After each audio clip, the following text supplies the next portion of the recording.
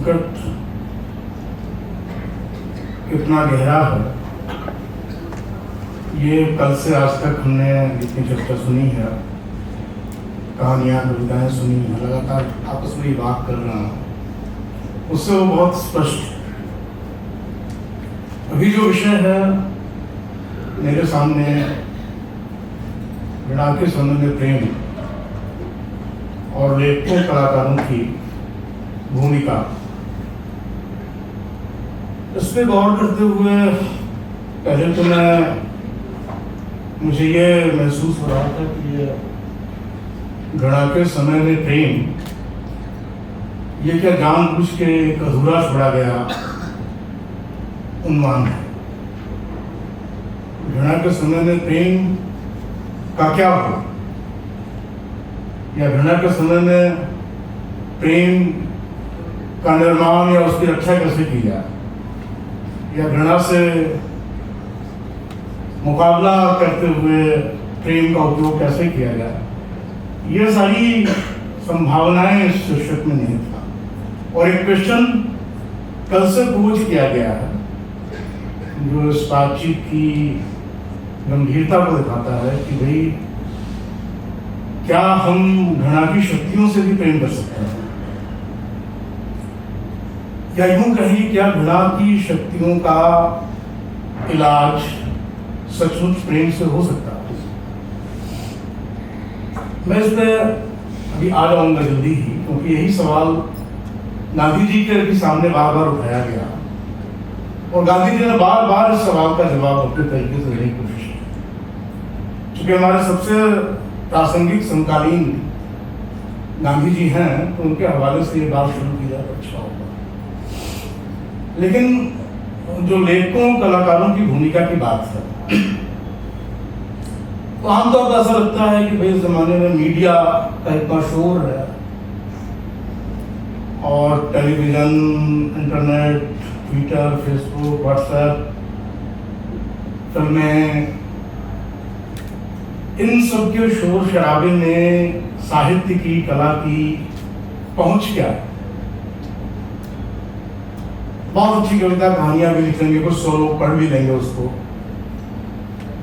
दुनिया में अच्छे साहित्य की कोई कमी नहीं है, महान साहित्य की, महान कला की कोई कमी नहीं है। हजारों साल के इतिहास में इंसान ने बहुत बेहतरीन चीजें रची हैं। तो किसी को लग ही सकता है कि भाई जब उन सब रचनाओं, कृतियों का कोई खास असर नहीं पड़ा है, तो आज के समय में जबकि मीडिया इतना ताकतवर हो, क्या कर लेगा लेखक। लेकिन मैं ये समझता हूं कि मीडिया चाहे कितना भी ताकतवर हो जाए और नेताओं के भाषण चाहे कितने ही सम्मोहक हो जाए, लेकिन वे कोई मुक्तिबोध नहीं पैदा कर सकते। मीडिया कोई निराला नहीं पैदा कर सकता, कोई फैज नहीं पैदा कर सकता। और निराला और मुक्तिबोध और फैज की आवाज जहां भी है, जिस रूप में भी है, वो लगातार एक प्रतिरोध खड़ा करती रहती है, वो लगातार लड़ती रहती है, वो लगातार उन ताकतों से भी लड़ती रहती है जो शायद उसे जानते भी नहीं है, उसका नाम भी नहीं सुना। तो निश्चित ही एक भूमिका है साहित्य की, कला की, और बड़ी नाजुक और महत्वपूर्ण भूमिका है।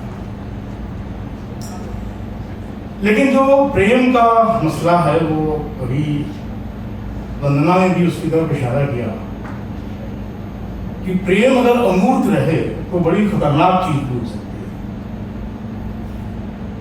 राजकुमार भाई ने भी इशारा किया कि जैसे आज को पोस्टर शहर में देख रहा हूँ लगे हुए आसाराम बापू के, जो 14 फरवरी को मातृ पितृ पूजन दिवस मनाने का आह्वान कर रहे हैं जेल में बैठे बैठे। तो ठीक है, मातृ पितृ पूजन या माता पिता से प्रेम करना ये तो बहुत अच्छी बात है, होता ही है स्वाभाविक रूप से। लेकिन खास 14 फरवरी को ही मातृ पितृ पूजन दिवस मनाना या मनाने की बात करना, वो अनायास नहीं है। उसके पीछे एक स्पष्ट बात है कि भाई 14 फरवरी लोग वैलेंटाइन डे के रूप में मनाते हैं। वैलेंटाइन डे का कल्चर बनाने का कल्चर उसके लिए उत्साह बढ़ रहा है, जिसका मतलब यह है कि समाज में प्रेम की एक जगह बन रही है उसके माध्यम से कि युवाओं को प्रेम का इजहार करने का या प्रेम के ख्वाब देखने का हक है। इसकी एक जो जगह पैदा हो रही है चिंता उसको लेकर के। तो मातृ से प्रेम दरअसल प्रेम की बनती हुई जगह को समाप्त करने के लिए उसको आगे किया जा रहा है। एक तरह का प्रेम की दूसरी संभावनाओं के लिए विनाशकारी भूमिका में दिखाई दे रहा है। तो इस तरह से प्रेम की विनाशकारी भूमिका का तो लंबा इतिहास है। स्त्रियों को पितृसत्ता ने हमेशा प्रेम करना सिखाया है।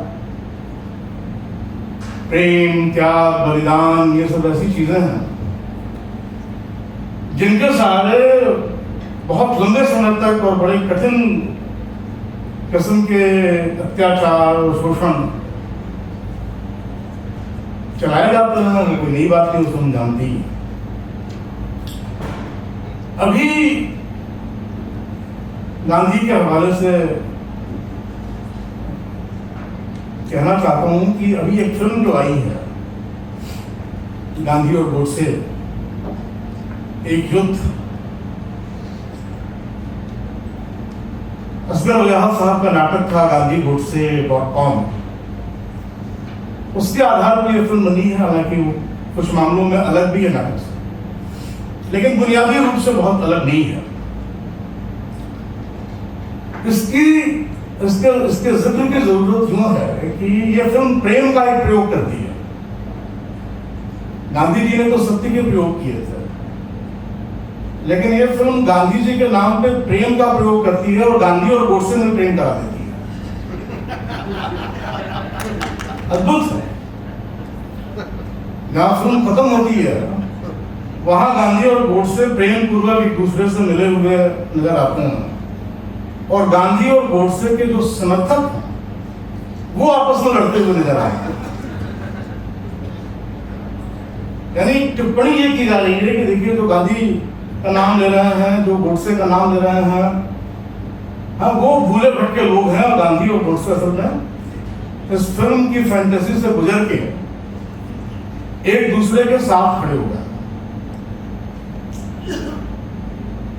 ये इसको बहुत ध्यान से देखने की जरूरत इसलिए है कि ये एक पहेली जैसी फिल्म लगती है ऊपर से। आप सीधे सीधे कहेंगे, पूछेंगे सवाल कि ये फिल्म गांधी के पक्ष में है कि गोडसे के पक्ष में है, तो कोई साफ साफ उत्तर नहीं मिलेगा। इस तरह से आप नहीं कह सकते कि भाई ये गांधी को हीरो बनाती है या गोडसे को हीरो बनाती है। और असगर वजाहत साहब ने बाद में कहा भी है कि भाई दोनों मनुष्य थे। मैं मानता हूं कि दोनों मनुष्य थे, इसलिए मैंने दोनों को मनुष्य के रूप में दिखाने की कोशिश की है। तो अब दोनों को चूंकि मनुष्य के रूप में दिखाना है, तो गांधी की छवि तो गांधी की है। अब गांधी को मनुष्य बनाने के लिए गांधी को थोड़ा नीचे लाना पड़ेगा, और गोडसे की छवि गोडसे की है, उसको भी मनुष्य बनाने के लिए उसको थोड़ा ऊपर उठाना पड़ेगा। तो गोडसे को ऊपर उठा के गांधी को नीचे लाके दोनों को बराबरी की जमीन पर खड़ा करने की कोशिश की। इसमें गांधी ही गोडसे से सफाई मांगते हुए नजर आता है। गांधी गोडसे की बहस से घबरा कर पूछना है कि बताओ कि मैंने देश के लिए कुछ नहीं किया है। तो गोडसे उनको आश्वस्त करता है कि नहीं, आपने देश के लिए बहुत कुछ किया है। मैं मानता हूं इस बात को कि आपने देश के लिए बहुत कुछ किया है, और याद कीजिए कि मैंने इसीलिए गोली मारने के पहले आपके पांव छूने की कोशिश की।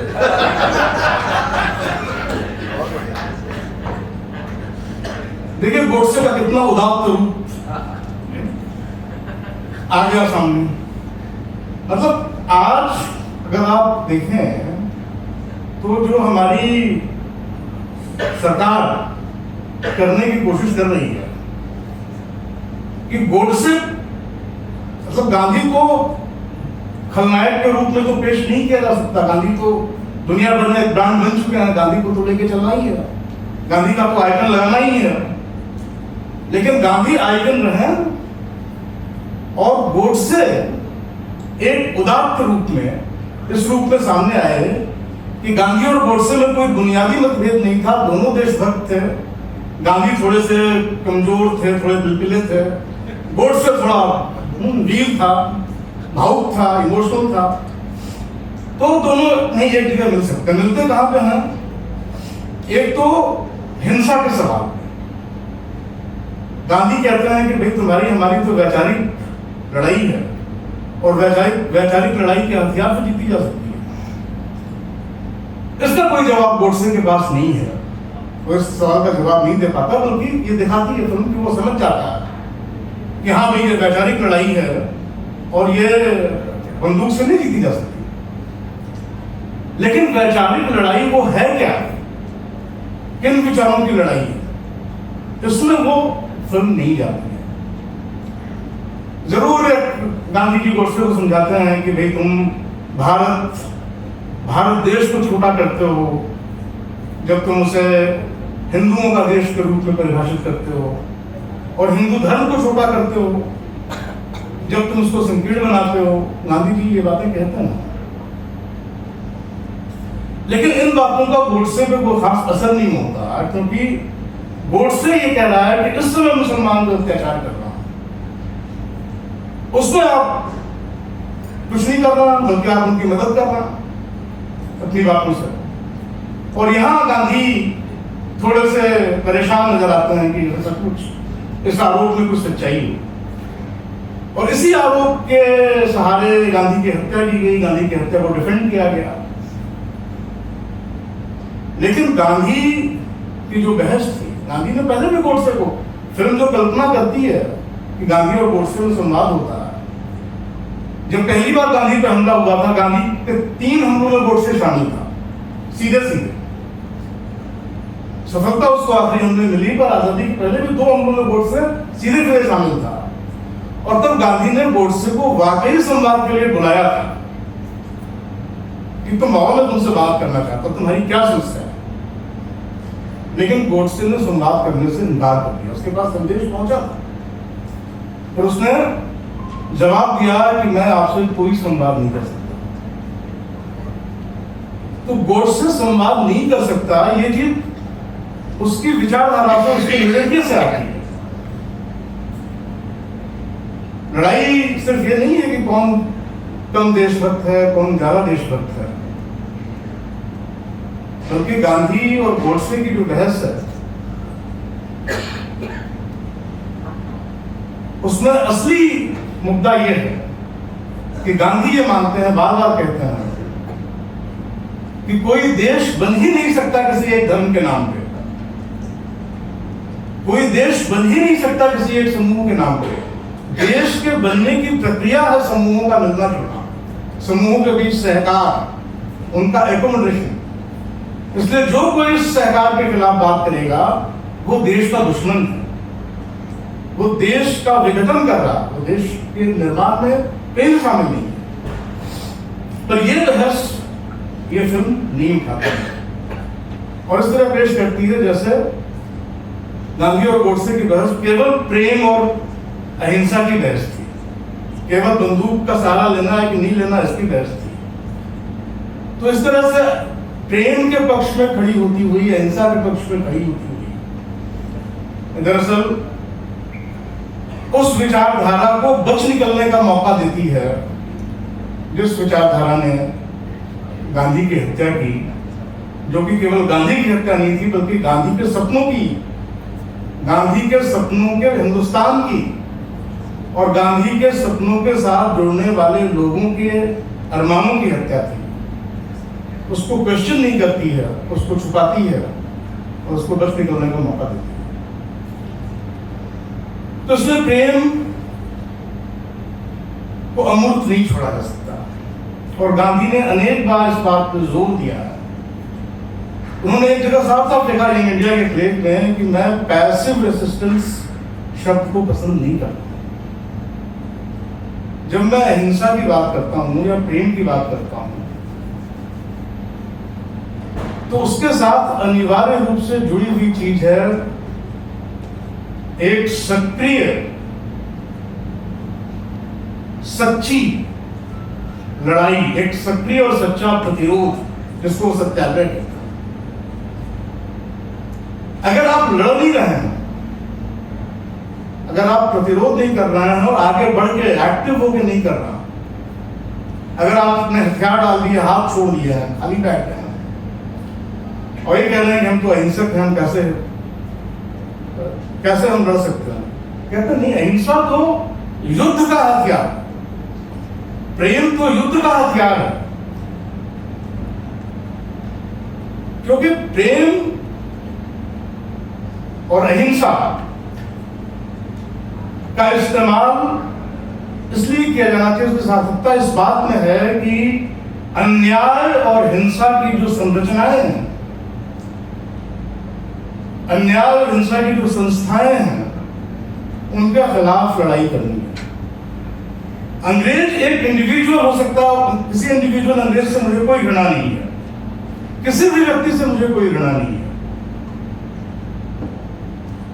घृणा लेकिन उन संरचनाओं से है जिसके तहत लोग काम कर रहे, साम्राज्यवाद से, उपनिवेशवाद से, या भारत में जो जिन परंपराओं के कारण दलितों को, छूतों को अपमान और अन्याय का हजारों साल झेलने पड़े।